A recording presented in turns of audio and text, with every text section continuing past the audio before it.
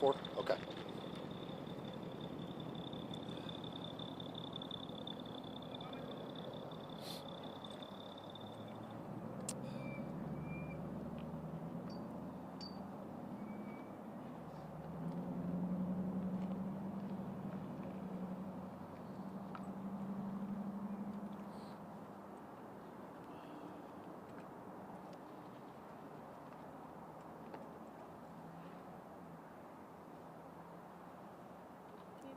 Yep. Sergeant Rob Shear. Sergeant Rob Shear. Good? Yeah. And no one needs to mic me up, right? We all have these? Oh, I'll give it to everybody. All right.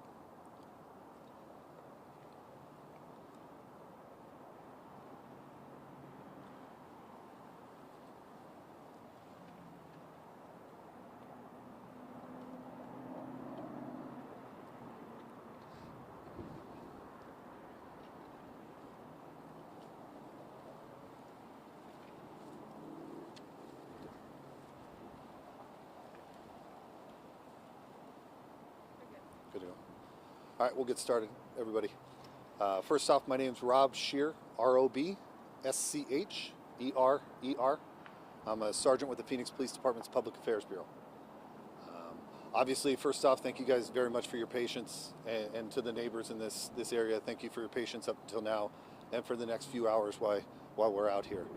Obviously, we're on the scene of an officer-involved shooting that occurred at a residence in the area of 32nd Street and Taylor, more 33rd Street and Taylor. This incident began a little bit after 11 o'clock, approximately 10 minutes after 11, when we were called to a residence nearby, reference a check welfare. Details on the call indicated that a residence in this area had water actually running out of it. Two officers arrived on scene, attempted to make contact with those inside the house via the front door and the back door. At one point, while in the back of the residence, at the back door, the officers made contact with an adult male inside and began to speak with him. It was during this short contact with this adult male that the man actually pulled a handgun and directed it in the direction of the officers. Both officers initially retreated, at which time an exchange of gunfire between one officer and the man occurred. Officers retreated and established containment on the house, and members of our Tactical Support Bureau responded to the scene and took over the tactical elements of this incident. The man involved in the shooting was ultimately located inside the residence with at least one gunshot wound, and he was pronounced deceased on scene.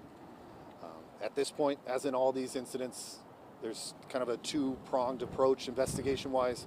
We do have a criminal investigation ongoing, along with an internal investigation, and both will be conducted as we speak throughout, the scene and the residence and so forth.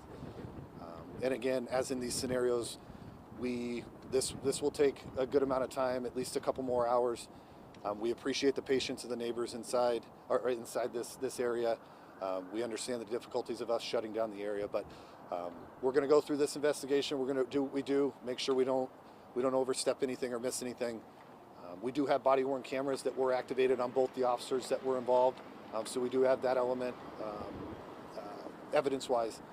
And again, we have the best in the business homicide investigation-wise, and they're out here conducting the criminal investigation portion.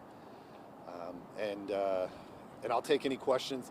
As you guys know, it's very, very young, so I don't have a ton of information, but I can get you, hopefully some of the questions. Yes?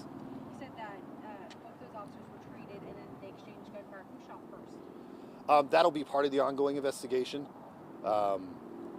We do at this point believe there is an exchange, so the man inside the house did fire his weapon at least one time, is what we believe at this point.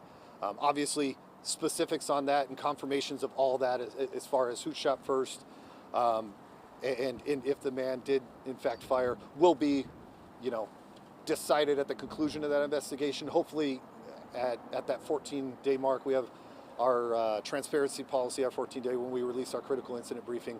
Hopefully, by that point, we'll have specifics on that, and we'll be able to release it at that time. You said the victim fired one time. How many times did the police shoot?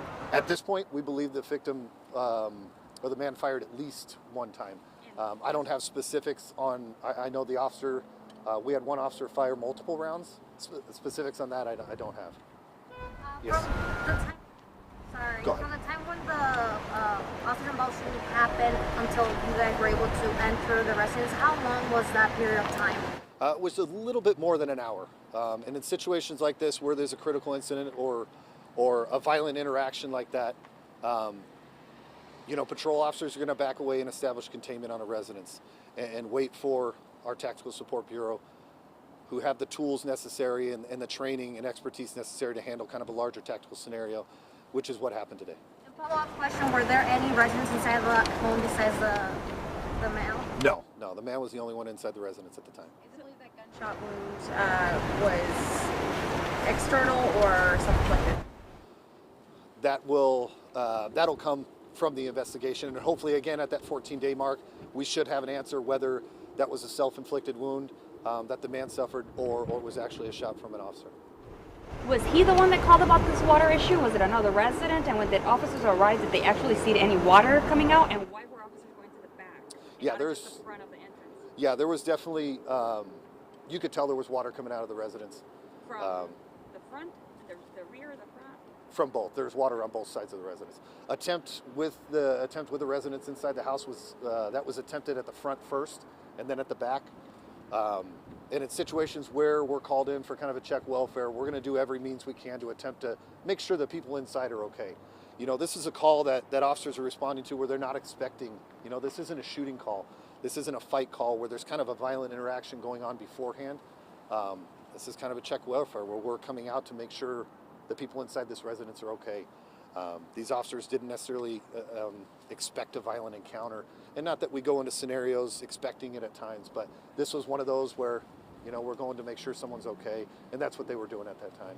And you said so there was another resident nearby that called in the welfare? Yeah, I don't believe it was the person inside the resident. It was a resident that kind of noticed the water coming out. Did they make contact with them? Like, how long would you say that period was that they were looking around, trying to get an entry, see the water was coming from? Like, how long was the interaction with this? So the call originally came in at 11:11.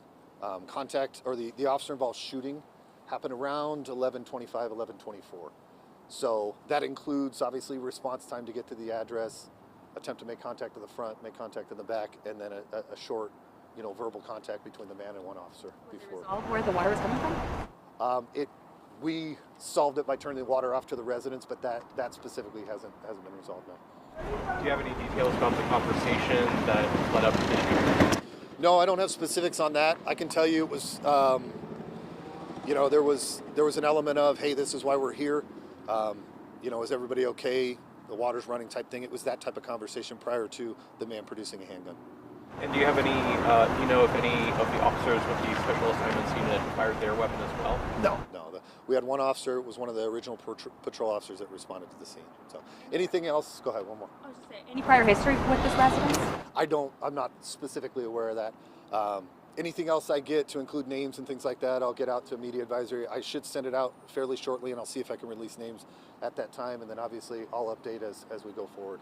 Okay? You said an adult male. Are we talking about 20, 30, 40, 60s? Do we have? I don't have the specific age. I can just say adult male. All right? Thank you guys very much.